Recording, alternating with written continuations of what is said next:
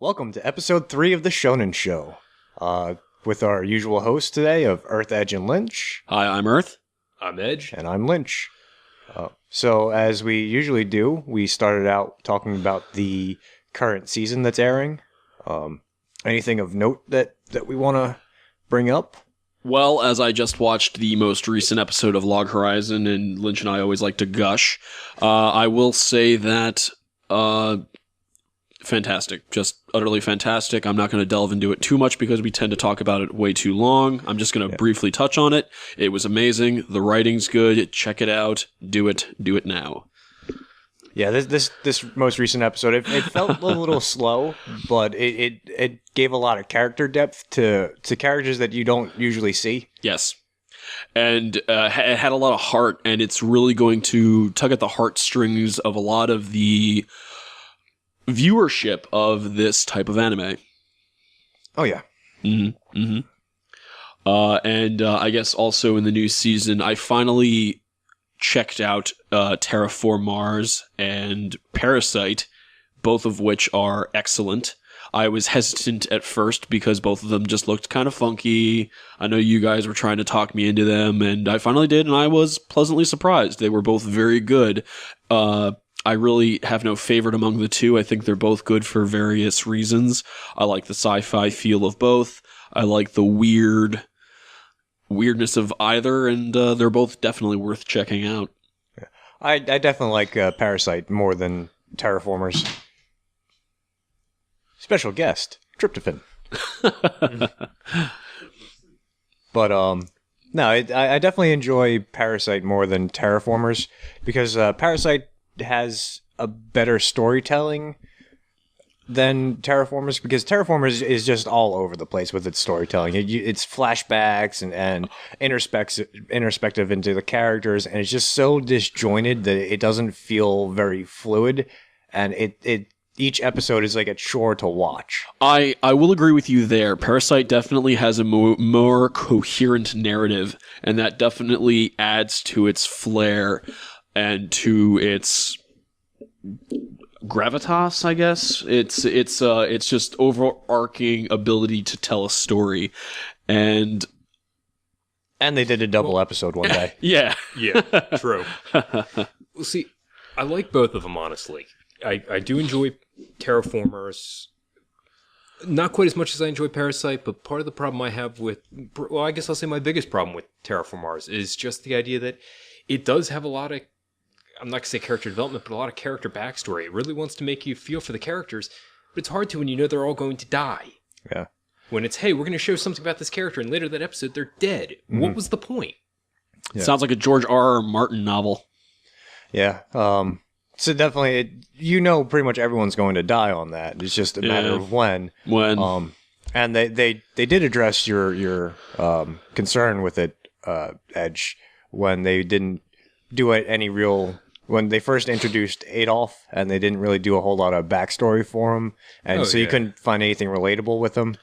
But during his main episodes, you do get a lot of backstory and really can feel for the character. Which I thought was actually really well done, and I very much enjoyed him as a human being. And they made his story so human, something that you do not see a lot. They made his story just very relatable, very touching almost. Well, actually, no, touching is the right word for it.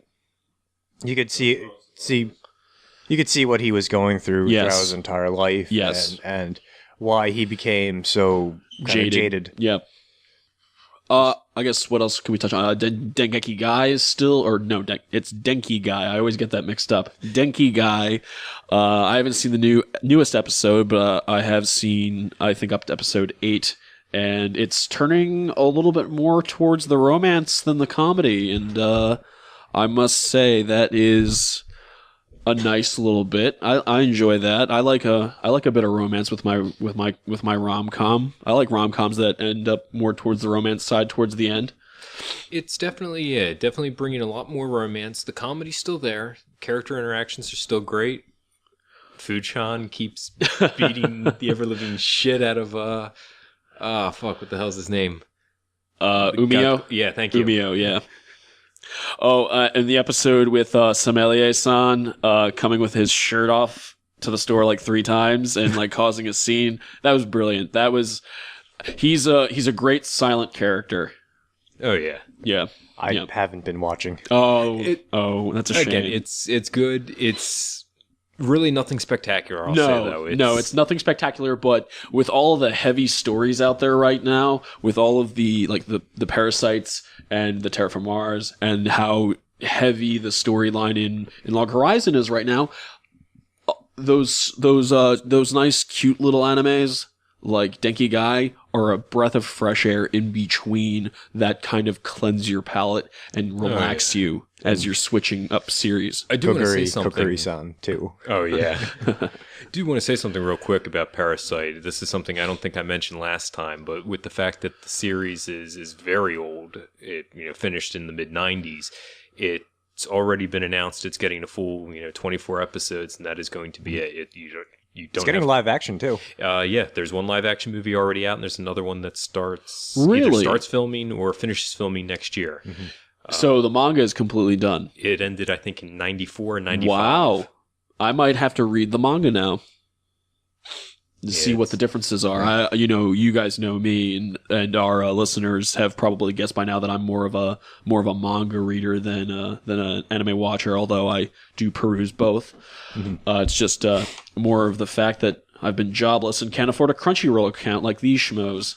Well, you can get a free account, but you'll have to wait a week and watch it in 480. But luckily, I just found a job, and I've been working all week, so I will be able to keep up with things a bit better from now on. Yeah. Should start giving out a lot of my free trials. Oh yeah. I really wish they did it like they used to, where like the long-term members got bigger trials to hand out. Oh yeah. But now it's only like 48 hours or something like that. They were doing something for the holiday. It was like 30 days free. Now it's like back to being 14. I think 14 is the normal. Yeah. But I lost my debit card, so I haven't been able to sign up for the free trial. So, ouch. Yeah. Actually, I checked. This is irrelevant. We will talk about this off air. Anyway, Back to anime. Do we want to keep touching base on current anime? You know what? I'm going to do us a quick break here, and I'm going to, we've been following some, I guess I'll say minor formulas here with the show, so I'm going to switch things up a little bit. I'm going to start with what I'm calling a question blitz. Honestly, I'm already prepared for your question blitz because I have a question blitz of my own for us. I am not prepared whatsoever. You are not prepared. Oh, God. Fuck you, Illidan. So anyways, Illidan's trying to steal the show. These question blitzes, it's essentially, I talked with the guys. We want to just kind of throw questions out to each other, questions that we have not asked each other before, and things that just kind of, you're going to be unprepared for. It's answer from the heart, and answer just kind of, I don't want to say quickly, but anyways, the first question I got for you guys, I asked this question to a bunch of people a while ago. I phrased it as games. So let's look at things like Sword Art, Dot Hack, Log Horizon. If you could get pulled into an anime, what anime would it be? And you're not going to be the main character, mind you.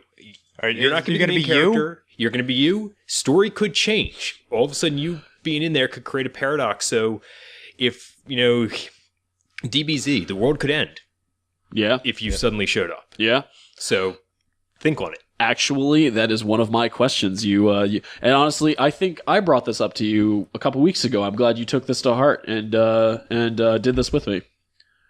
I don't think so, but I don't know. Hey, I remember bringing this up to you, saying I was going to bring some heat to the next session. But hey, you know what? Great minds think alike. Fist bump. Except for Tim. Fuck it. Which world would I want to be dragged into? That's a good question. Lynch, do you have a thought on that? Not off the top of my head. I got the usual suspects, like the sci-fi ones, like the Cowboy Bebops and the Outlaw Stars. That'd be pretty cool because even as myself, you could just start working on a ship or yeah, you're not in any imminent danger in those, which is pretty good. I just kind of want to, kind of going with the games idea. When I asked that question to some people, there were some crazy people that said things like Final Fantasy VII. Where it's like, why? Well, that was kind of it. It's like there's so many towns that get destroyed. Because they're not to mention dumb the world fanboys. could end. Exactly. That's all. That was the only answer I could get from that. is that they really don't know any other games and they want to sound cool. Yeah. I mean, if I had to pick a game world to go into that was like a video game, I'd have to go retro and go with... I wouldn't be the main character, obviously, but I love the world of... Edge knows this, but he knows probably what I'm going to say is Legend of Dragoon. I'm a huge fan of that game from the PS1 era. Old RPG. If anyone out there has never heard of it, check it out. It's classic. Just off of video games. But as far as anime goes, I'm not sure. There's so many animes out there that are war-torn, and I really would prefer to be more of a peaceful story. Although, sure, being in a fantasy sci-fi setting would be adventurous and interesting. Now, one that does interest me from just like a... kind of like a sociological perspective is Gargantia on the verdant planet. Like, I'd like to be one of the people living on Earth. So you like Waterworld? Yeah. Okay. First of all, I actually do like Waterworld with Kevin Costner. I like Waterworld too. That is a guilty pleasure movie that I actually have the DVD of, and if they ever put it out on Blu-ray, I would probably pick it up. So would I. I love it. It's such a bad movie, but it's so entertaining. Yes, it is. Yeah, but I could see the Gargantua on the very. It's just like being on like this water covered world where like human society has evolved to fit and survive. It's interesting, and sure, I would prefer it to be, before or after the pilot shows up. I forget his name right now because it's been a while since I watched the show. And I'd like to be a part of like that ship culture. It's interesting to me, like how they combine the ships together and they sail and they work together to survive, and they've survived for obviously thousands of years on Earth doing this, and it's fascinating to me, like just from purely like a scientific thought process. Good reasons. Yeah, good there's reasons. just like it's just interesting to see how they adapted, and they adapted very beautifully. I can go with that. Yeah. Myself, I guess then I'd have to say Hunter x Hunter. Actually, really, it's definitely a very dangerous world. Something where if you're not careful, you could die in a heartbeat. But to me, it's the idea that if you can properly gauge your strength and you have proper risk assessment skills where you can look at something and say, oh, I can't take that, or I can't do that, and you know how to walk away, then you're probably in pretty good shape. But the one thing that really is amazing to me is the idea of humanity without limits. That again, if as we are now, if you continue to lift, you are going to get to a point where you cannot lift anymore. Your body has hit its human max, and there is a weight limit that you cannot pass, no matter how hard you try. Whereas in Hunter x Hunter, if you keep training, you can lift 14 tons. People do not have limits, and especially if you get access to Nen, sky's the limit. Now here's the question. Would you be a person of that world, or would you be sent to that world, and would you gain the abilities of someone indigenous to that world? So that's definitely another question, is whether or not you would gain the abilities. See, if you were just sent there, you would just be a person from our world, and you would not have the indigenous physiology of someone from theirs. That could be, or could be, again, just an effect of their world. That's true. To tell. We could go cosmic radiation. We could Superman this bitch. It'll take months for your storyline to be released. Yeah, and it would take months. And if it was Berserk, it would take a year. Oh, if you don't mind me throwing something else out, something I saw while I was perusing online recently. What? Apparently, Blade of the Immortal is coming to an end soon. Oh, really? I don't know if I'm super familiar with Blade of the Immortal. That started probably about the same time, if not a little earlier than Berserk. Really? Was it pre or post Hajime no Ippo? God, probably post. I was going to say, because not many things started before Hajime no Ippo and still are in publication. Yeah. Hajime no Ippo is up to 1077. Yes, yeah. It's how do I put this? That manga is older than I am. I believe it's older than me. I believe so. I'd actually just caught up with the manga. Oh, with Hajime no Ippo? Yep. Yeah. What do you think? I really like it. It's starting to get to the point where he's never going to get like to his time to shine on the world stage because there's just one more thing standing in his way. Yeah. It's falling into that trap. But it's like it's weird. Like the story's so good because it's so real, but at the same time, it's like it's taken so long to tell it. Yeah. That's the only problem with it. It's taking forever to tell it. 20-something years. Original run, October 1989. Ongoing. Okay, so yeah, it was. I am like 3 months younger than this manga. Okay, so yeah, Blade of the Immortal started 1993. Okay, so yeah. Hajime no Ippo is a little bit older. Yeah, 4 years on it. And actually, yeah, it only ran till December 25th, 2012 in Japan, but we are finally getting, I guess, the last issue. The last issue? That's very cool. Very cool. Oh, Oh, really? what? I just was looking up another long-running series, Detective Conan. Oh, yeah? January 1994. I didn't realize it was. Oh yeah, that's an old one. I didn't realize it wasn't as old as Hajime no Ippo. Oh, Yeah. okay. Yeah, I would have guessed early 90s for that one. It didn't quite have that 80s feel. You know what's interesting, though, about Hajime no Ippo? Its art style stayed very consistent throughout the entire series. Yeah, there wasn't like a drastic change to it. It got a little cleaner over the years. Oh, yeah, of course.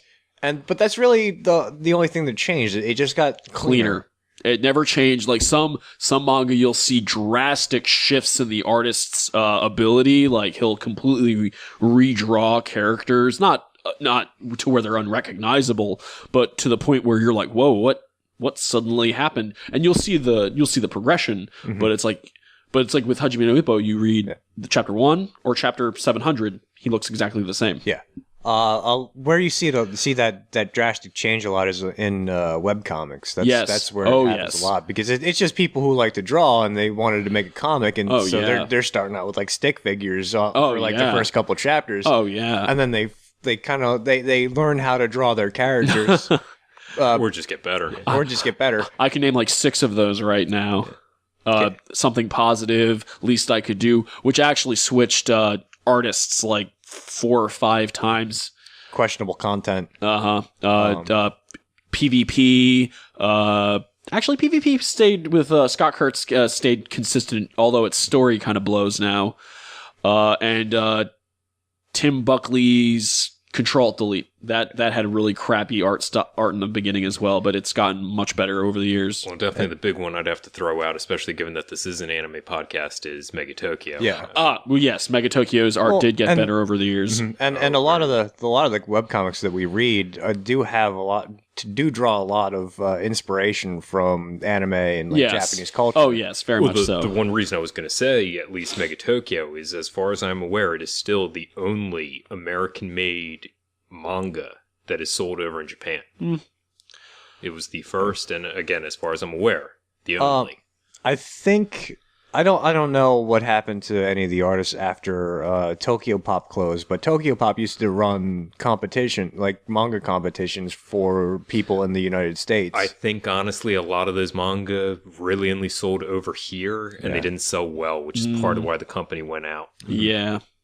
They put a little too much focus on trying to make, I guess, American manga, and people just weren't interested. Well, that and the manga bubble popped. Oh, that too. Yes. I mean, hell, both you and me remember days where we'd go to the bookstore and blow almost our entire paycheck. Yeah. While we're still talking about older manga, I really want to throw one out there that Lynch got me into. That is, to this day, one of my favorites, Beck. It's so good. I love it so much. And you know when? Do you remember when you told me about it? I can't remember. It was when we went to Otakon several years back. The only time that I guess that you and I went together. Yeah. And The time that you hit me with the pillows because I was snoring. Yep. Yeah. But yeah, you told me about Beck, and I started reading it in the microtel room and fell in love with it and have loved it ever since. I've reread it twice. The anime is really good too. The anime is serviceable, but it doesn't show the entire story. You really gotta read the manga to get the whole story. They definitely Nana it. Yeah. In with the anime, where they kind of like tell half of the story and then they just expect you to go read the manga. Nana did it the worst out of most of them, as far as I can remember, because at some point in the anime, they literally just end the show and go, "Okay, go read the manga now." Yeah, yeah, it happens a lot though. It does. It's a shame. But with Beck, if you like rock and roll, if you like music, if you like real stories about real people, check it out. And if you like guitar and craziness and insanity, it's just wonderful. Just if you like reading stories about like up and comers. Yes. And the struggles of the small guy trying to break into the big scene. Yes, that is exactly it. And it's so relatable, so human. Mm-hmm. It's just wonderful story. It's one of the best recommendations I've ever gotten, and it was from our very own Lynch.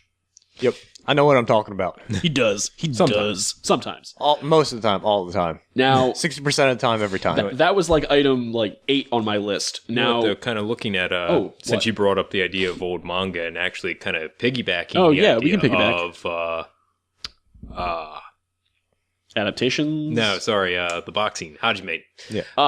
Yes. One of my favorites as far as going into martial arts. Oh, Baki the Grappler. Never realized was that old. Oh yeah, Baki the Grappler is really old. How old is that? 1991. Oh, jeez. Yeah. I didn't realize it was that old. No, I thought it was maybe mid 90s, early 2000s. Much older. But yeah, apparently very old. Good times. Yeah. Good times. I never kept up with Baki. Nor did I. I got about 200 chapters in or something like that, and then I just kind of went. To me, it's just a very good idea. I should say, not an idea, a very good representation of what UFC used to be and should be. Yeah, I'm sick. I used to love watching UFC when I was a kid. The idea of all these different martial arts styles fighting against each other, as opposed to now where it's just everybody using MMA. It's everybody using MMA and most of them taking it to the ground. Even the grapple fights are extremely technical, but they're boring to watch. Exactly. It's fun when you watch somebody that's using Taekwondo versus Shotokan or Muay Thai. That is exciting. Yeah. Like watching different fighting styles square off against each other that's where I like it. But when you get down to it's just two MMA fighters, one's stronger on the ground, the other one's a stand-up fighter, but they're still just using the three main styles to create their MMA. God damn it, their MMA style. Like you have jiu-jitsu, some form of grappling, usually wrestling. Yeah, and ballet. And that's what it looks like some days. And it mix in a third like all-rounder style. But a lot of times it's jiu-jitsu and some form of wrestling. Exactly. You look confused. No, I just realized. Did we ever touch base on the fact that History's Strongest Disciple Kenichi ended like the manga did? Yeah, the manga's over. Yeah. It ended at 6. Don't know if we actually mentioned that. Yeah. Yeah, that's a good time to bring it up with martial arts. Yeah, since we were talking about martial arts, I just remembered. Yeah, that ended like a month or two ago. And what chapter did it end at? It ended at chapter. Jeez. Yeah, I mean that went on. 583. Yeah, 583 was a 12-year run. And it had a good ending. I actually really the final sequence. I showed it to you, Edge. I remember. Yeah. Remember? I ended up going back and reading like the last 2 chapters. I still hadn't really caught up, but it was good enough. It was respectable, and it gave you closure. Exactly. It did a very good job. Good job of closure, and it left a lot open to the imagination, but at the same time, that's good. And yeah, I should catch up on this. Yes, you should. Yes, you should indeed.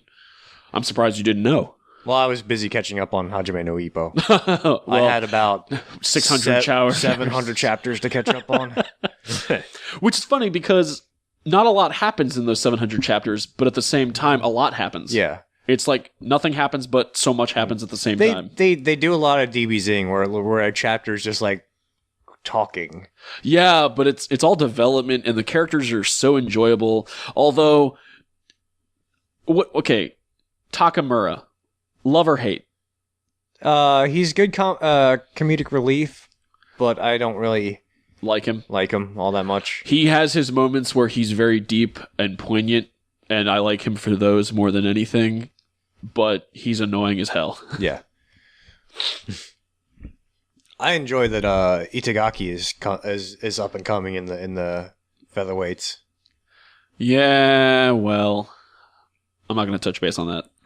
Well, I'm caught up. So that's right. You are caught up, so you already know what happens. Anyway. So I know what happens. Okay. But yes, I am happy as well. And I think it's cool that they still call him Ippo champ. Yeah.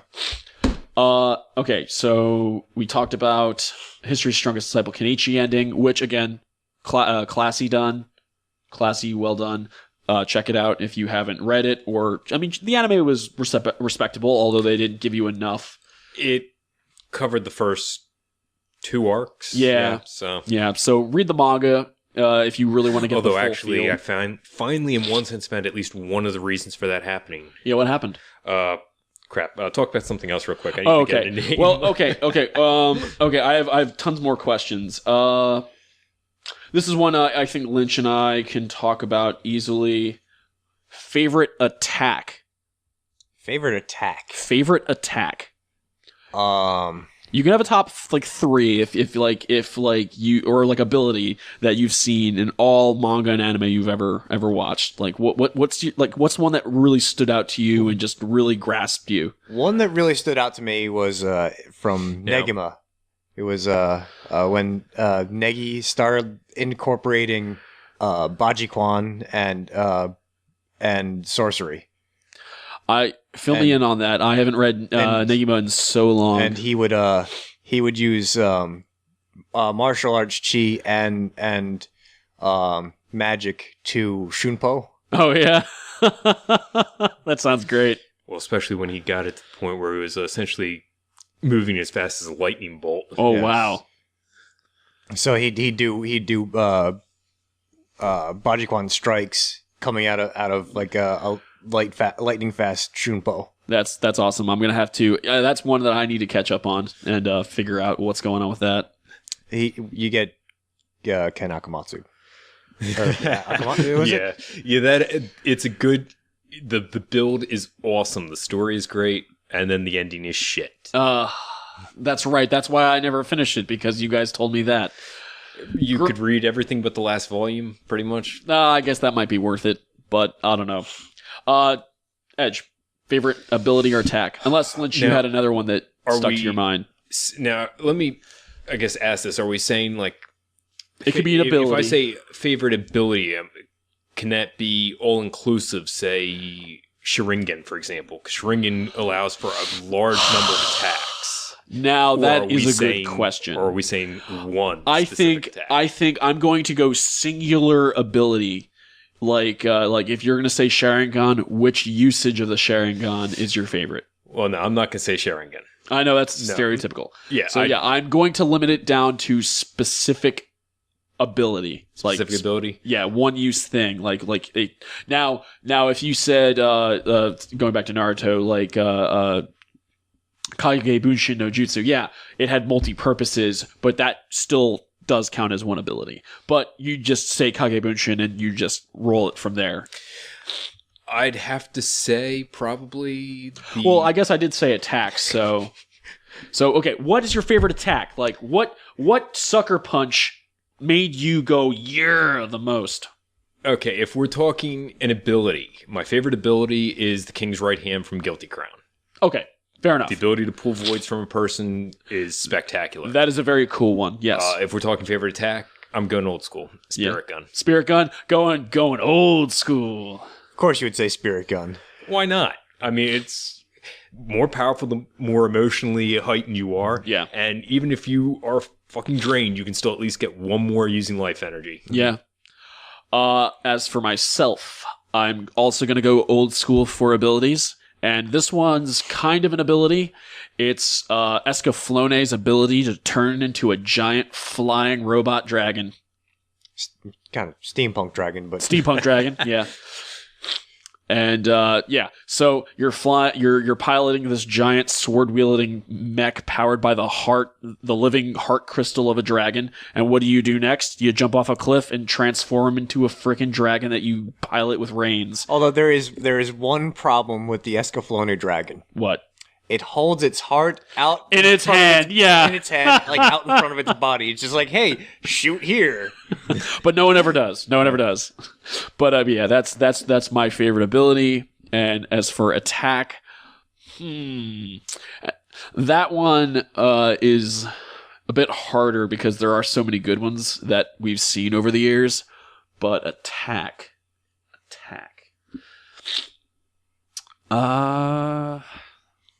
Let me think. Speak about something else for a second while I think on this one. Okay, while you're thinking about that then, part of what I was going with the idea of the Kenichi anime ending, I'm not 100% sure if it was completely the idea that they just wanted to leave it as a teaser. The voice actress for Miu, Tomoko Kawakami, who did also a lot of video game voice acting, she passed away. No! Miu's voice actress died? Yep. How? Why? Let's see. It says that she was born, again, 1970, lived till June 9th, 2011. Diagnosed with ovarian cancer. Oh, no. That's terrible. Oh, I wonder if that's why the anime, they never did any more. I mean, it could be. That's possible. In my opinion, I'd say that's at least part of it. Oh. Ooh. Okay, sorry, I just had an idea for attack. But I'm not sure now. Well, I'm reading on the wiki. The original run was 2006 to 2007. They did 50 episodes, and then they did an OVA in 2012. Yeah, with the different voice actress. Yeah, I don't know. Again, though, sometimes the fans really get kind of pissy about that kind of thing, switching voice actors. I know. I got really pissy when they did the Ghost in the Shell 2.0 because they pretty much redid everything. And it's just not the same.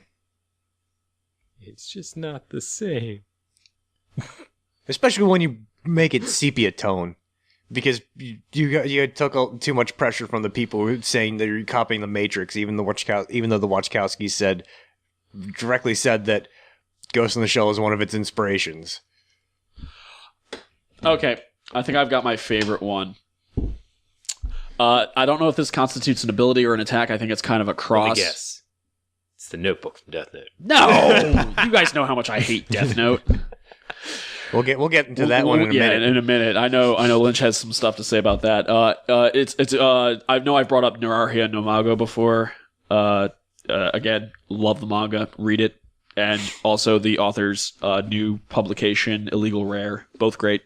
Okay, so the main character, I think his name is, man, it's been so long since I've read it. I think Nura, the Nura clan. What's his name? We don't know. You know, I'm thinking out loud. Anyway, so the main character, he bathes himself in fear because he's a yokai. He's 1/4 demon, and basically disappears from everyone's senses and then attacks. It's actually really cool.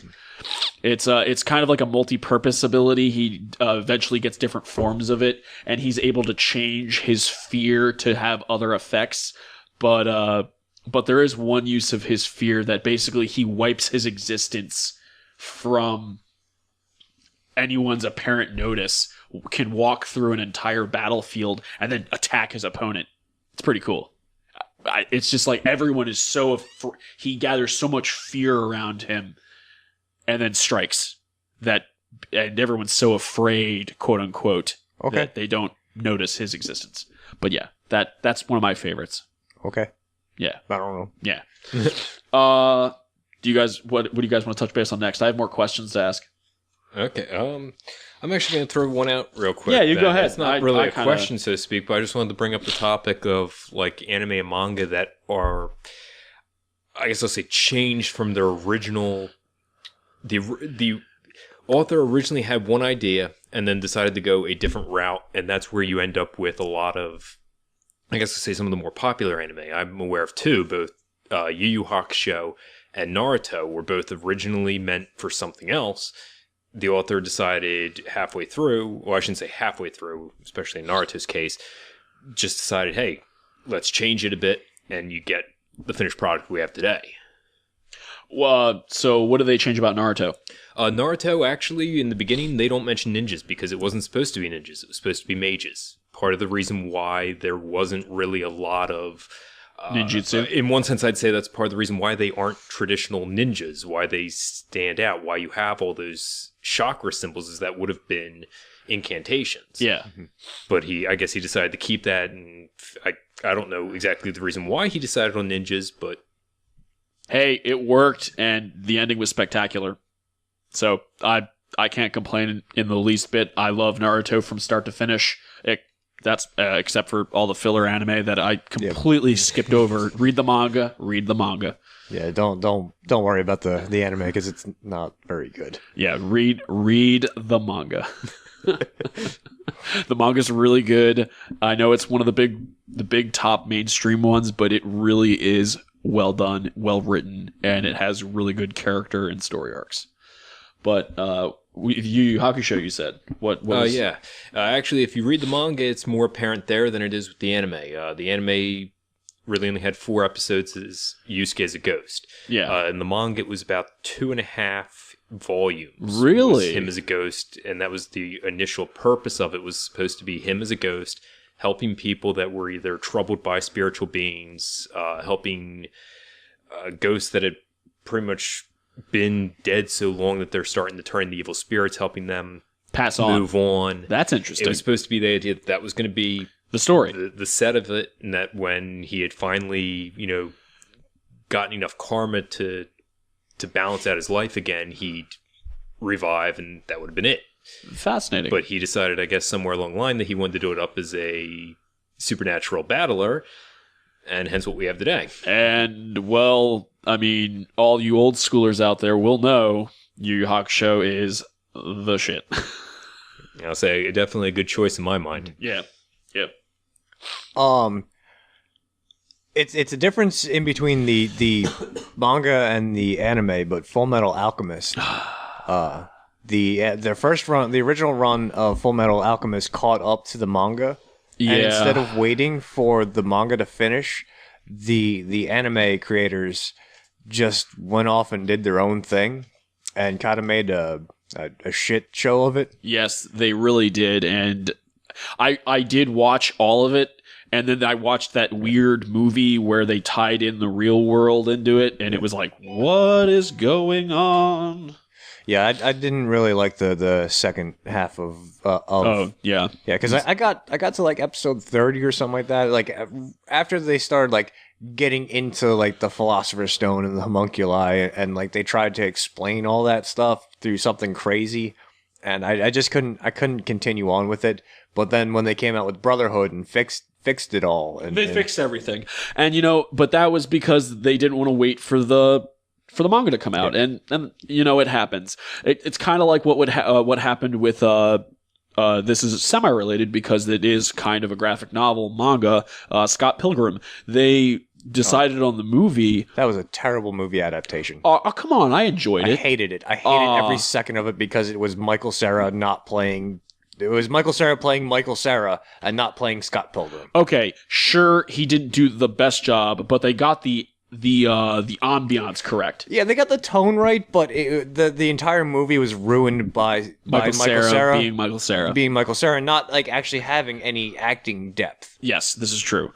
But what I was trying to get at is that they made the movie or started making the movie before the author had finished the final volume of the graphic novel. So he only had a semi-idea of what was going to go on. And so the ending of the game, the graphic novel, and the movie are all different. Yep. I'm trying to think of other ones where it just completely changed. You got Evangelion because Well, he had a basically had a breakdown yeah, and just went insane. yes, that happened, and we don't talk about it. Yeah, I can't make it all the way through, and they're doing a third redo of Ava. So Well, we'll see. yeah, I don't care. Although, if I'm not entirely sure of any other ones where I can like off the top of my head where I can think of where it was like a drastic change. Yes, yeah. Switching up topics. Lynch, what's a trope that you hate? A trope that I hate. Or if you have none, like what's one that you love? I hate. There's a couple ones, and I hate I kind of hate the harem trope. Yeah. You know, when I was writing that down for my notes for today, that was the one that kind of came to mind. I don't hate harem, but I hate how it's overplayed nowadays, and I hate the I hate the harem. I can understand the harem trope if there is like one very charismatic, if the guy is very charismatic and like actually like works towards it, but like when just some random schmo is just thrown into a harem situation and everyone just wants to like be with the guy just because he's supposed to be the main character. Yeah, that's when I hate the harem trope. Although I haven't really seen it lately because currently the harem tropes that I'm watching, you have Trinity 7, the main character. Although that's one that I'm not liking because really liking the harem trope because there's no real reason for him to be like this really sought after guy other than he's a demon lord candidate. Yes. Like because they haven't really developed his character very well. No, he's kind of bland. Yeah, he's kind of bland. Although one that I have been enjoying is the Fruit of Grisaya. I have not seen that. If you take it as a harem, it's quite interesting because they don't do the whole harem trope with it, and because what they're doing is they're doing a lot of interpersonal relationships. I love interpersonal relationships with it, and like each character has their own arc with the main character. Good. And there's it's like they're trying to justify the harem trope. Okay. Fruit of Grisaya just made his way back, or Edge. Bleep that out. Cut that. We're talking about tropes that you hate. Tropes that I hate. And we were talking about how we don't like how a lot of harem is portrayed. Well, I'll say coming in on that, one that you guys actually might like, and I don't know if either of you have seen, is Amagami, which I'm actually thinking about picking up. Since I've heard of it. I've never seen it. I haven't seen it. A good site, mind you, if you guys want to buy anime, Right Stuff, 1F at the end of stuff. I'll have Lynch. I'll put it in the Linkdump. They do their big Christmas sale at the moment. Amagami, it's $10 for 13 episodes. Huh. That's not bad. No, not bad at all. What Amagami is it's essentially a guy. I haven't watched it. I'm interested. Just reading it. A guy gets stood up for a Christmas date. Oh, and this is like the last straw. He at this point gives up. He decides he's not going to talk to girls. He's not going to bother with it anymore. Amagami is told as if it's done in I guess I'll say them as like segments per character. So it's the idea if he said this to this girl, this is how that would play out with that girl. Then it'll say, okay, we'll reset it. Kind of like a choose your own adventure. Exactly. If he did this for this girl, here's how that would play out. And it just continues to do that for each of these different girls. So it's the idea that it pulls them as that harem idea, but it's the idea it's not all happening at the same time. It's all different timelines and different possibilities. It devotes like 3 to 4 episodes per girl. So it's the quantum mechanics version of harem. Exactly. Okay. It sounds interesting, at least. Yeah, warrants a watch. Warrants a watch. We'll have to check that out and get back to you on that, listeners. Mm-hmm. But you got one? What? You got one? Do I have one that I hate? You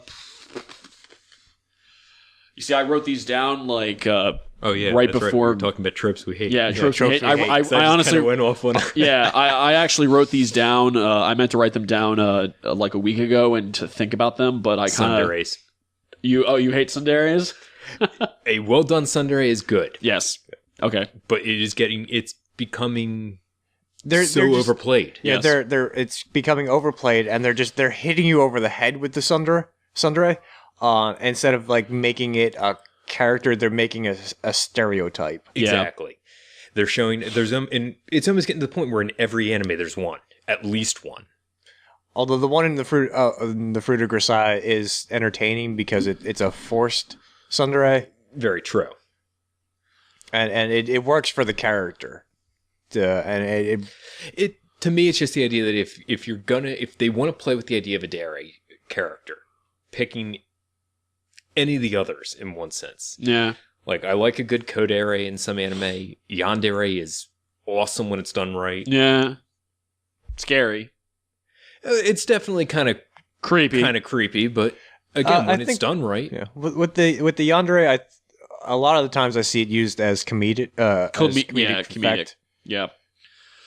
well, it's almost always either comedic or horror. Yeah, well, because you can't really go in the... Well, okay, you can do comedic horror. I told you guys about that one yandere manga I read that's kind of weird called Kahara no Hibi, right? Yeah, Yeah, that one, it's only 24 chapters. It's worth a quick read. It's a kind of like a quote-unquote rom-com with yandere weirdness. It's like at times you're wondering if this chick's going to slit this guy's throat, but then it's all happy and cute. And then it's back to throat slitting, and you're like, "What's going on?" that almost sounds in one sense like they took. I mean, if I haven't read that one, but it almost sounds in one sense like they based it off of Yuna, which is off from Future Diary. She's probably the most famous yandere out there. Yeah. It's one of those things where yandere I really dislike a lot just because they usually portray it based off of her, where it's, she can go from being very lovey and then she gets upset and kills someone. And it just keeps going back and forth, whereas yandere really isn't that bad. It shouldn't be. It's not that bad. It's not in Kahara no Hibe. It's not that overplayed. It's more like she just gets really obsessed and doesn't understand why people are freaked out by the way she's acting. And honestly, I don't want to ruin the ending, but the relationship between her and the main male character is good. Like, it's cute. It actually has its cute romantic moments, and you actually like them together. Well, again, that was the same for Future Diary. Yeah. I don't know. It's just weird. But as far as tropes that I hate, I think I hate. I don't know if it's like a trope, but how do I put this? Poorly written, bland main characters that really have no driving force in the story, that are just kind of there for other characters to latch onto. I wouldn't really call that a trope. I'd just say that's piss poor writing. Piss poor writing, but I like. I don't know how to explain it. Uncharismatic main characters. I don't know. Like, again, I'd say that's more poor writing. Yeah, more poor design. Poor design. Like, I can see it because there's a lot of times where you can see the main characters. The story's not hinging on that main character; it's more hinging on the supporting cast. And I think that's because they want you to put yourself into the shoes of the main character, so it makes it. They neutral mask it. Yeah. I want less neutrality in the main character, and I want more charisma. And I want more depth, and with stories. So you want them, in one sense, even if they're going to isolate some people, to just clear cut and define a character. Yes, I want definition, and I want development, and I want. That is definitely a trope. I'll link it in the link dump. But watch the cracked video for the neutral mask. Okay. Because there's a theory out there that all these main characters for the movies, they're a bland, neutral character. So you, as the viewer, put yourself in their shoes. I agree with that, and I don't like that. That's why I gravitate towards animes and mangas with charismatic, interesting main characters. That's why I love Log Horizon so much, because Shiroe is so compelling as a person. Well, part of the problem is even if you have that character, and this is another trope that me, Lynch, and definitely you, Earth, have talked about occasionally, is the idea that even if you have a clear-cut, defined characters, good main character, good supporting characters, they can hit you with that bland, pick-your-path ending. Yeah, and I don't As like that. we just said, Negima. Yeah. Again, I like Negi. He's a great character. For a 10-year-old, he's awesome. Yeah. Yep. But that ending is just But like when they pile leave of it shit. that very open ending, it's where it could go anywhere. I just hate it. Like give us Exactly. some sense of closure. Exactly. Pick somebody. Even it's same as it's what Love Hina did. What he did in Love Hina. It's like, yes, I do not like Naru, but at least he picked somebody. Mm-hmm. Closure. And okay, so yeah, that's And if people want to bitch and complain and they don't like that, that's what fanfic and dojins are for. Yeah. And honestly, that goes into my next question. What do you want to see more of? And that's what we want to see more of. We want to see more closure. We want to see more definition. Personally, this is us personally, listeners. This is not everyone in the community, obviously. And please, in the comments, put what you want to see more of. Tropes that you hate. YouTube. It's on YouTube, so yeah. So I want smart ass. anyone listening. I We're gonna want you open up guys. the YouTube comments. I want you guys to tell us what you hate, your favorite attacks, like anything that we talk about, like post what you guys think as well, and Chime in. and chime in, yeah, like let us know what you guys are thinking as well, so that we can kind of groove off of that, and if we see something that we find really interesting, we'll bring it up in the next episode. But yeah, what do you want to see more of? Something that going on this topic of hating things. There's a genre out there that I hate. Oh, I'm It's interested just like in this. slice of life genre You hate slice of life? because in a recent turn in the slice of life genre, nothing happens. Yeah, very true. A lot of the recent ones have just been utter shit. Nothing. Because it's not like a slice of life where it tells a story of like something that happens within their lives. It's just showing their everyday lives. And see, slice of life in my mind is when it's done well, it's a very good genre. And part of what needs to be done in a lot of them is they need a mixture. It's not just slice of life. It's slice of life with a little sci-fi, slice of life with a little action. You have to add a little something else to it to really make it shine. Other than because otherwise you're just watching somebody live their life. You're just watching them like go to school. You're watching them go like hang out with their friends. You just watch them do what you normally do with as yourself and with your friends. So it's basically The Sims without The Sims. Pretty Yeah. much, actually. Yeah. Yeah, you're watching something you have no control. If you're alluding to The Sims, you have no control over what this character's doing. Yeah, It's boring because like nothing happens. There's no conflict. There's no story. There's just nothing there other than hey, just watch these people live. Yeah. Can I continue on with the hate? Yeah, you can continue on with the hate. Let's go on. Let's let the rage train continue. Okay, so down. I'm going to plug an argument that's going to be happening on another podcast that I'm on. Ooh, am I gonna get to say my trademark Are you? yet again? Maybe. You have a trademark? Yep, it's happened in every episode so far. Has But, it really? Our buddy Lucci and I are going to have an argument about Death Note. Oh god. Fuck Death Note. And there it is. And if our listeners know that we all hate Death Note We really with do. a passion. It's such, in our eyes, it really is a terrible show. But Lucci loves Death Note Oh, for does he? whatever reason. For whatever reason. So he and I are going to finally have our epic Debate. showdown, our epic showdown. It's going to be titled. I've already come up with a title for it. It's Shonen Showdown: A Fight to the Death Note. A fight to the death note. I like it. And we're gonna finally have it. We've been talking about this argument for years, and it's finally going to happen. You know what? If it was possible, because I know at least probably 2 other people that like it, it would just be kind of awesome to do it as a debate. Have a 3-on-3, but I'd have to do research for that and just watch the rest of it. Honestly, watch 4 episodes. That's enough. I'm doing my research. Watch the end too. I mean, where does the end happen in the series? Okay, I saw the first season, like 2 episodes of the second season. I just couldn't take it anymore. I actually, after watching this one girl's video about top 10 what the fuck endings where she put Death Note in there, I actually took I hate to say it, an hour and watched like the last 2 episodes. Oh, and yeah, I agree.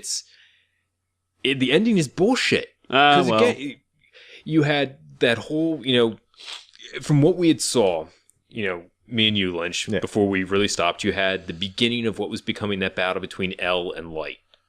It was tennis match. Exactly. It was bullshit how fast it came on. It really should have been more of this. It should have ended with that. But, so he outwits the biggest genius in Japan and then gets killed by a bunch of kids. Yeah. Is that how Light dies? Pretty much. A kid kills him? He gets outsmarted. By a child? By kids. What, do they find his death Well, note? Light also does a lot of really dumb moves. Like, for being this genius, this nationally ranked genius, he makes a lot of dumb moves. Exactly. And that's part of why, again, me and you fucking hate this anime. Is it just keeps, everything happens. It's like... Talk about Death Note makes me sleepy. to liken it to a movie that probably other people could relate with, I will liken it to the new Dawn of the Dead, the remake. The reason I say this is because the new Dawn of the Dead, it was amazing in one sense when I first started watching it, because here are people that in a horror movie are making good decisions. They're not being a bunch of idiots. But guess what? They keep dying anyways because it's a horror movie and they need to kill people. So it's just one of those things where they're just killing people for, whatever the fuck reason. It was the same with Death Note. It's like, hey, we need to advance the plot, so... Let's kill this person. Well, it's not necessarily even let's kill. It's just, we're going to advance the plot. We'll leave a million holes behind because it shouldn't have happened, but we're going to do it anyways. And one of the big things that I had a problem with is that that L is like this world. They're trying to do this Sherlockian style detective with L. Sherlockian. Yeah, like this guy who's supposed to be smarter than everybody else in the room, who's supposed to notice things that nobody else can notice. But instead of making him smarter than everybody else, they made everybody else dumber. Like the police can't solve their way out of a wet paper bag. I'm surprised that there were people in jail for Light to kill. That's how bad they are at their jobs. Like, Elle went through deductive reasoning on where the killer was. Well, honestly, a lot of that was kind of bullshit, though. It was profiling a suspect. So the very basics, yes, were good, and exactly as you said, the police should have at least had some idea, like some idea that the killer is based in Japan, where in Japan they were placed. Like they would compile a list of victims and times that they were shown, and like you would already have all the grunt work done for Elle to come in and be like, okay, now I make these connections that nobody else could think of, because I'm bringing a different level of intelligence, of perspective, perspective to the situation. But no, it's Elle telling the police how to do their fucking job. It was and the womanizing FBI agent is a bunch of horse shit. Because him and and the fiancée, who was a former FBI agent who left the FBI because she became a fiancée for that, because that's not absolutely fucking sexist at all. No, not at all. And then for the entire time that those two are on screen together, he's just belittling her. And she's like one of the best FBI agents to come out of like the San Francisco branch or something like that. It's like, what? And like she comes to him with a theory about the killer, And he's just like, no, you're just some dumb woman. Well, What do you know? Let's look at all the fucking fanboy. Oh, I shouldn't say fanboys, but fangirls that are going on about the Light and whatever the fuck her name is, Gothalita chick that was his quote unquote love interest. And it's like, oh, they're the perfect couple. They're great. It's like he really doesn't even acknowledge her fucking existence. Yeah, it was actually. Well, no, was it still a better romance than Twilight? I don't. Most think things are so. a better romance. I could have a better romance with my hand than Twilight. Most of our listeners have better. No, let's not go there. Yeah, I don't get it. I don't get Death Note. I don't get the appeal. It's the hot topic of anime. Well, It is the hot topic of anime. But honestly, does it really matter anymore? It came out when we were in high school, and Well, you were in high school. I was in You high were in high school. school. Yeah, But I'm the youngin' here. At this point, thankfully, most people have kind of just Forgotten let about it. go. Yeah, except for They're just now watching Bleach and Naruto. yeah. No, I mean, well, Naruto's soon to be. Well, I don't know when the last episode of Naruto is set to be released. I mean, the manga's done, so the anime should be soon finished as well. Probably a little after the holiday, I guess.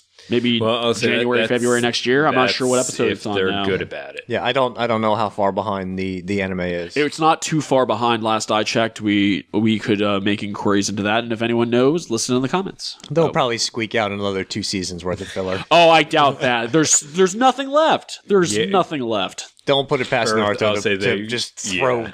They filler in there can't. somewhere. There's going to be one more movie. What do you mean I they know. can't? They put in 280 episodes of filler at the end of the first arc.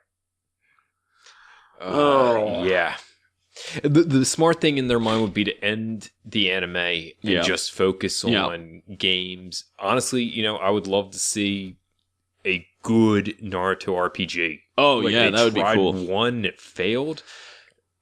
I'd like to see a good like 4-way brawler for Like Naruto. the return of Yeah. like the Gekto Ninja Tyson series. Yeah, Yeah. like a good return to that, because like the Ultimate Ninja Storm series of games, they were hit or miss. The first one was good. It was a good like one-on-one fighter.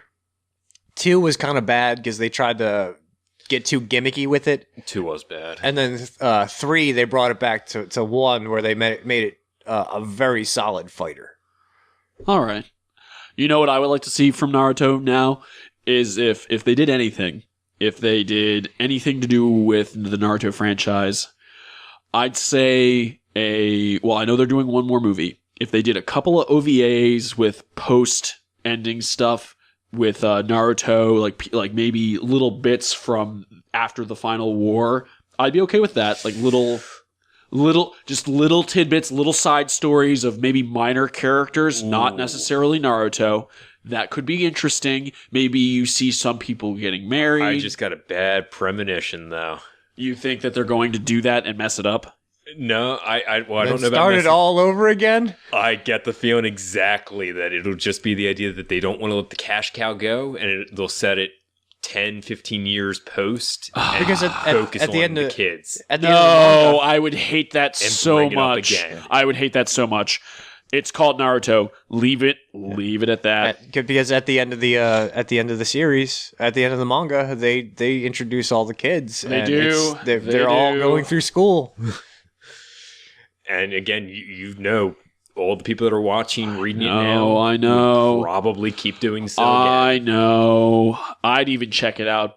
It would hurt my soul, but I would but if it was bad, I would trash it. I just want to see more Naruto and Hinata, Yeah. because Read the dojins. I Honestly, I mean, well, hell, okay. You know what? was shipping them from the first time I saw them. Did you together. read the final chapter? Yeah. Okay. So, yeah, high five. Yeah, high five. Bam.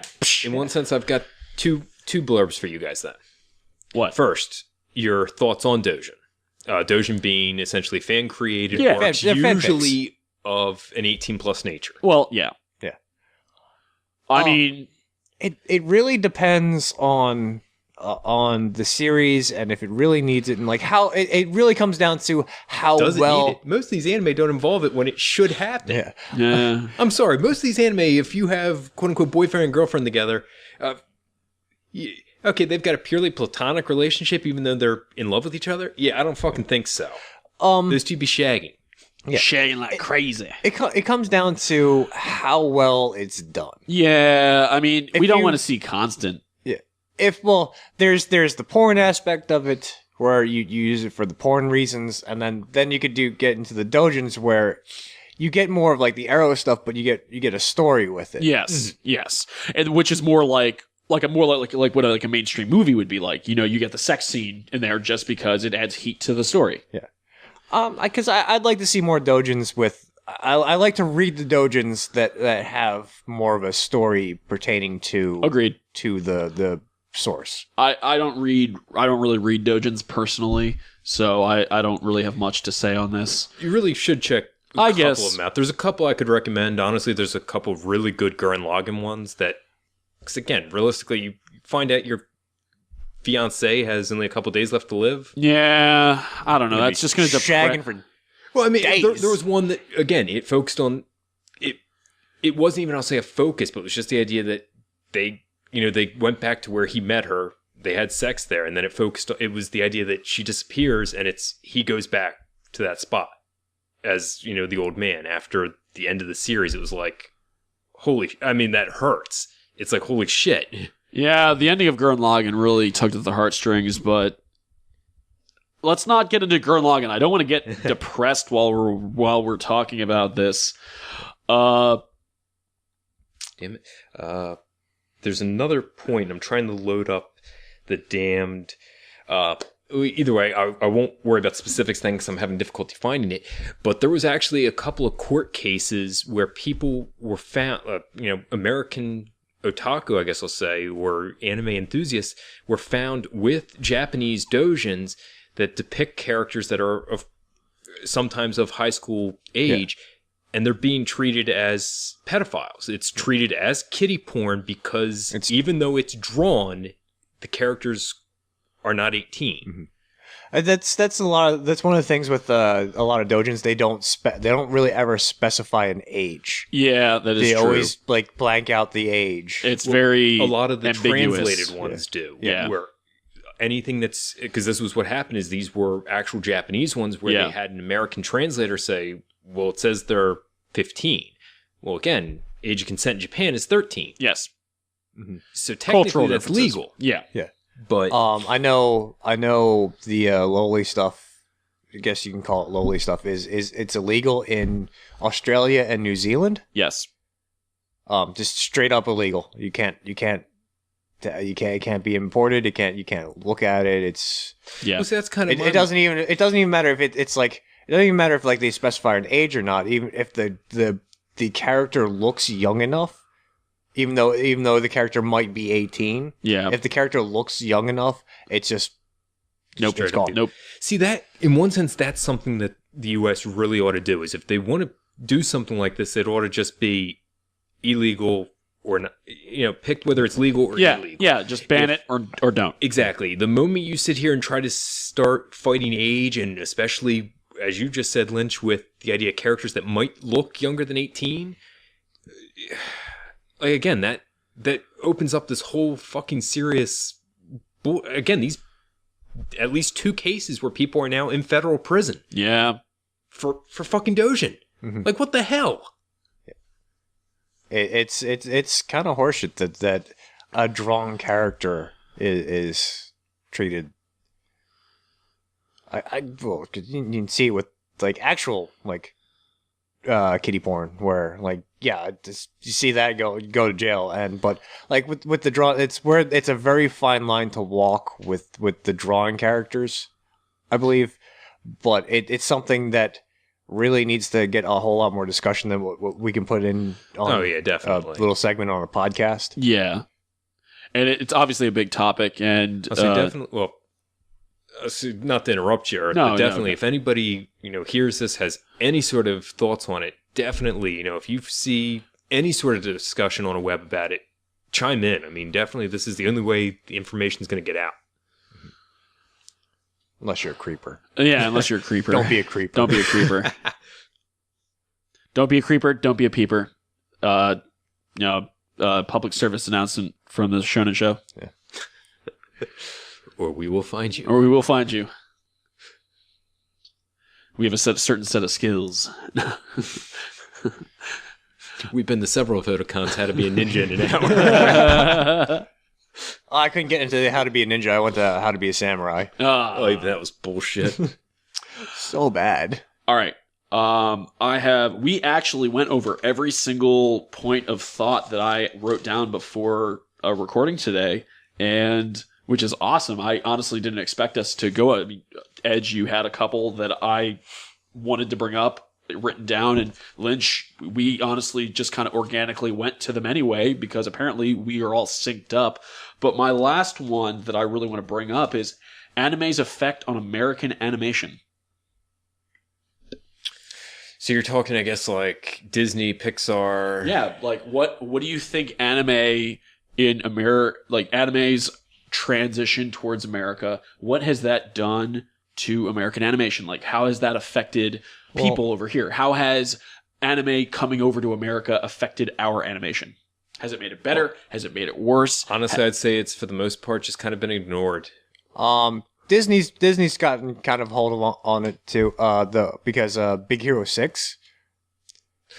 It's a good movie. Is it really? Yeah, I recommend watching it. It's a very well done, concise movie, and it doesn't leave. It's not like this thing that where you need to go in and think. You just need to go in and enjoy. Yeah. There's no gaping plot holes. There's nothing wrong with it, but it's not like one of these top tier, like very story oriented movies. It's more of like it's a Disney entertainment movie. Okay. But it's really good, and they do bring a lot of the Japanese flair into it. Okay. I'd say more so than anime, definitely like the Japanese monster movies, as well as like the Japanese Sentai. Yes, has definitely made more of an impact with our culture. It has. What really, I think the only real huge example of anime translation towards America is Avatar: The Last Airbender. That was an American-made quote-unquote anime. Teen Titans. Oh yeah, Teen Titans was definitely straight up. Just it was that had that anime style. Yeah. And any other ones? I would like to see more of that. I would like to Samurai see... Jack. Oh yes, you're right. Samurai Jack. Samurai Jack definitely had anime origins. Anything else that we're forgetting? If listeners out there, if you guys remember any other cartoons, which is obviously American animation. What's that really weird fucking one? Stocking and panties or garter belt. I mean, or some technically shit. that's an anime. Is that? Yeah, no, yeah, Japanese? it is an anime. Yeah, is that Japanese? It has the same art style as like Samurai Jack, Powerpuff Girls. It's very odd, and it really caught me by surprise when I found out that was Japanese. It's strikingly. Now, would Powerpuff Girls be considered an anime by definition? No, that's Gendy Tartakovsky. The guy who did Samurai Jack. Dexter's Lab. No, I mean do you think it had anime elements? Oh yeah, it definitely had anime elements. Okay. You see, so that's what I'm getting at. I was like, do you think anime came and did change some American animators? Do you think it influenced? I think Gendy Tartakovsky was hugely influenced by it. And I'm happy about that. Like I want more Samurai Jacks. I want more. That image is clearly wrong. For those of you that obviously can't see, I'm holding up. If you do a search of panty and stocking with garter belt, one of the first images you get is a very overly Japanese anime-ish version, of the characters. I'm trying to think of other things. I think some. I'm trying to think of what else has been kind of. Well, I mean, I guess you could say Scott Pilgrim, the movie, had a lot of weird, quirky video game and anime-ish moments to it. Well, I think it was more. Scott Pilgrim was more inspired by like the video game elements. Elements, yes. Yeah. But it did have like a certain anime flair to it. Yeah. which you get more of like the flair out of like the Japanese gaming. yes, yeah, it definitely had the Japanese gaming element, but I do hope to see more Japanese anime influence in American animation. And obviously with the popularity of Avatar, was it The Legend of Korra? Yep. With that being so popular, the second season series of Avatar, I hope more American animators look at anime and go, there's so much more we can do. Mm-hmm. Let's follow this kind of example and create something amazing. Create something terrific and new instead of following this weird pattern. I think it's hard in America because the animation costs in America are very high. Just the amount of work that goes into animation, outside of like the studios like South Park Studios or like Adventure Time Studios, but if like you get into like one of these major endeavors in animation, there's a lot that goes into that. Is true. It takes a lot of money, and you need to be backed by a like big corporation, Nickelodeon, WB. Yeah.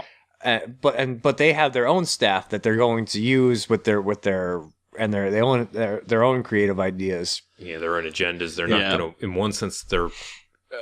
The idea also is that anime over here is still only seen really as another form of cartoon, where they're looking for stories that are going to work with kids. They're not going to be interested in picking up something like High School of the Dead or something else that is obviously more adult oriented. Yeah. It's just not going to work. There's some cartoons in America that have been trying to make that work. Like Gravity Falls is a good example, because I know a lot of my friends watch Gravity Falls, even though it's like a more of a kid's show, but it brings a lot of humor for adults. And I know a lot of adults who watch Adventure Time. Going back to Adventure Time. Ugh. Adventure Time is so it's an acid trip. It's so. I love Adventure Time. I'll say I will always watch it. I'd never use drugs. Yeah, that's probably why I don't understand it. It's so much fun to watch, though. It's so weird. I really enjoy it because if you take a good hard look at it, it's a post-apocalyptic landscape. There's a lot of depth to it. And Finn is the last human. Yeah. And everyone else is basically a mutated form of a human. Of the remnants of humanity. Yeah. Again, to me, it right there is one of those cringe-inducing, face-slapping just shows to me. It is so beyond awkward to me. Hey, and again, opinions are allowed to differ, man. Cringe-inducing. I will keep saying that word. It is, every time I watch it, I just end up shuddering for 20 whatever minutes. Yeah. Hey, to each their 15 own. minutes. I think they're 15-minute episodes. Yeah. I enjoy. Maybe I black out. Yeah. I enjoy a lot of the episodes. Some of the episodes I don't like. There are some of them. Yeah, I mean that happens where with they're everything. just they're just bad. Too much. Yeah. Not to mention, let's remember, Lynch, that you can't go around a convention without hearing. What time is it? Oh God. Adventure Time. Yeah. I mean, again, it's one of those things where I'd Falcon punch that person. They're all over. It's all not just over. one person. I'd Falcon punch them. You'd have to fight half the convention. I'd have to. I would make a fist that was red and Falcon punch them. Would you beat a motherfucker with another motherfucker? Yes, I would. Good.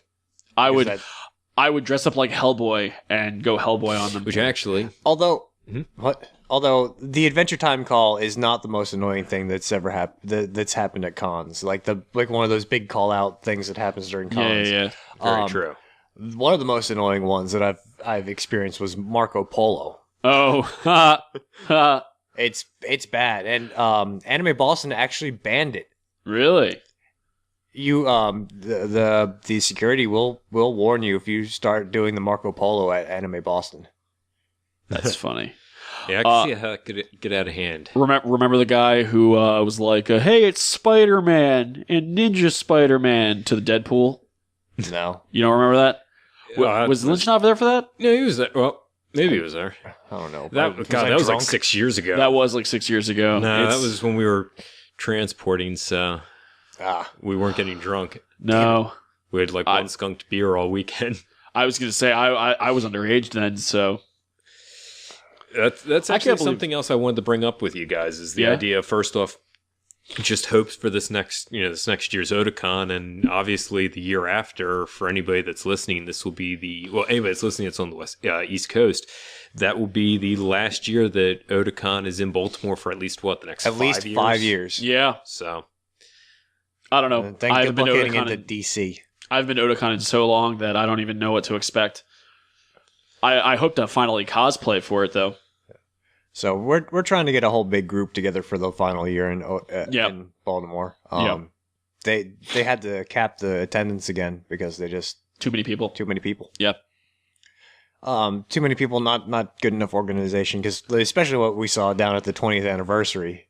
It was just the organization for it was lines getting terrible. lines. Lines without staff there until they open the doors, and then the staff tries to make a line out of the crowd made line that was already there.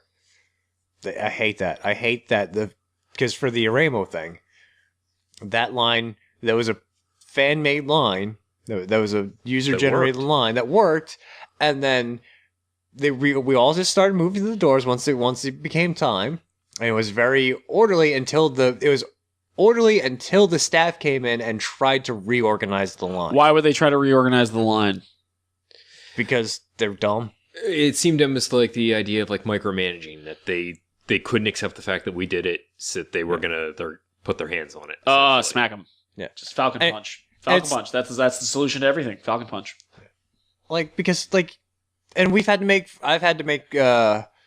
fanform lines before because no staff showed up at Otakon. Yeah. Granted, they were smaller panels, and the panels were right next to each other, but we did one for your favorite video game character sucks, and a J Metal panel.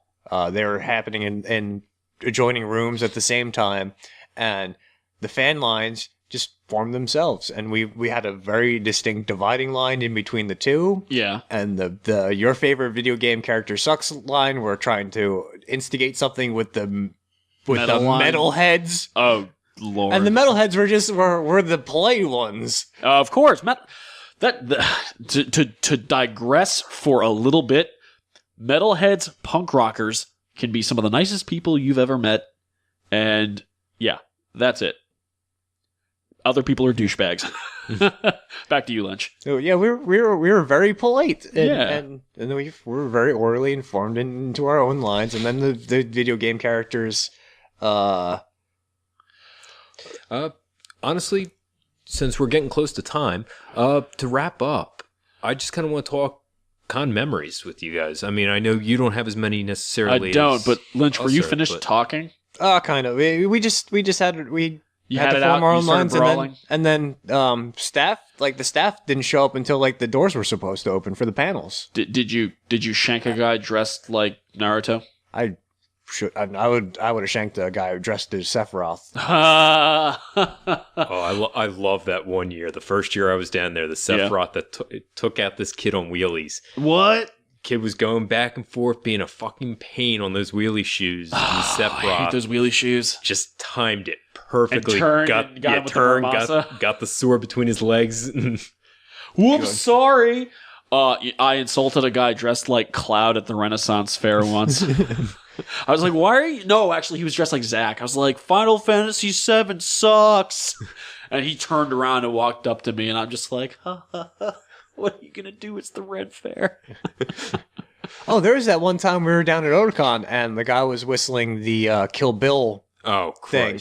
And so I turned to you guys, and I think Nightmare was down there with us. Yeah, that was the year when you were down there with us. Oh, yeah. And I make some offhanded comment about the fucking song being really annoying, and he turns around, he says, I can hear you, and I just yell at him, that's why I said it. And then he he just walks away from us. That's funny. I still love all of our attempts. Of what? Trying to pick up chicks that one year. I don't know if you had any necessarily, Earth. I don't think I did, because, Maybe. well, I was like 18 and 19 and didn't know what I was doing because it was my first convention. So I was just kind of there experiencing it all. I still have some of the artwork that I bought while I was there. I have some beautiful pieces that I picked up while I was there that I still have and love. And my favorite memory from that con, I think, is there was a guy who was in a beautifully done cosplay of Jiraiya Sensei. I don't know if you guys saw this guy, and he had the giant scroll of that Naruto signed to make the contract with the frogs. Yeah. Okay. And he had laid it down and just he got people to sign it, like other people in the con. Oh, that's cool. And I signed it, and it was really cool. Like it was like such like a goofy nerd thing for me to do.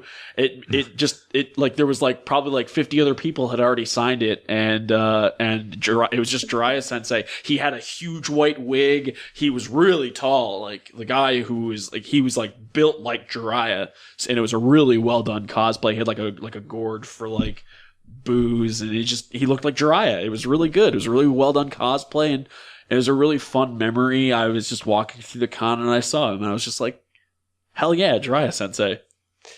Lynch knows I'm never, in one sense, never going to let him forget this. Oh, god damn it, the hot squall. Yeah. Oh, Sexy damn it. Squall. I do remember Sexy Squall. I never saw her, but I've heard the tale.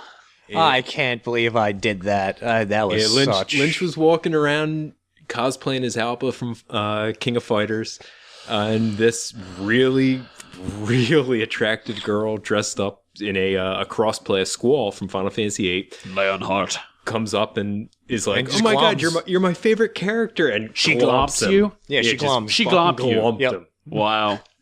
Glomping is a tackle hug, by the way, for those of you who don't know. And Lynch just kind of stood there and is like, I went, yeah, thanks. I'm just gonna keep walking this way like an asshole. You live and learn. You live and learn, bud. There'll be other glomps. Yeah. There'll be there'll never be another Sexy Squall. Well, there might be. Yeah, I mean, There was that like 13-year-old May. I don't know.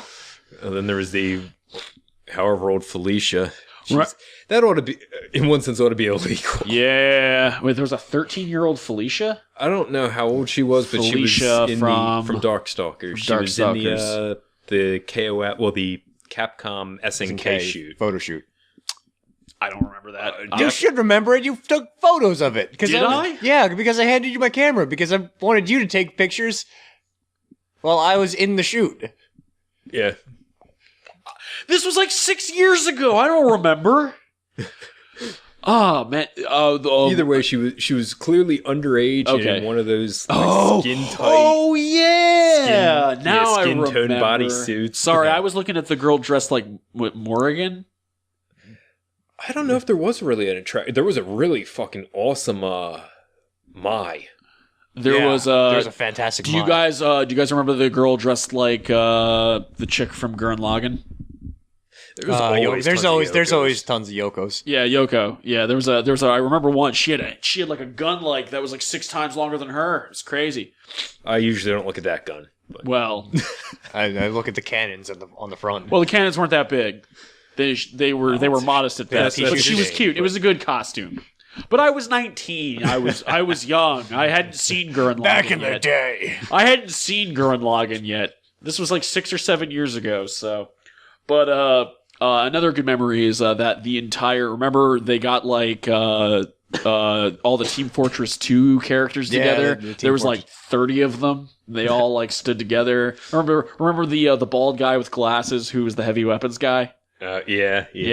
And he did the Russian accent serviceably well, so it was fun. And there was everyone. There was scout, there was heavy weapons, there was a medic. They had everyone. They had the whole crew in both colors. I still had hair. Yeah, You did have hair. still had Edge had hair. Delete that. Delete that. But it was good times, and yeah. So hopefully more good con memories in the future and in cons. Yeah. To come in days. Because I'm not going to go down to Blah. DC for Otakon. No. DC is a bitch. We should go to what is it, WizardCon in Philly? What's in Philly? Wizard World East? Yeah, something like that. There's also We should head to the New York Comic Con one of these years as well.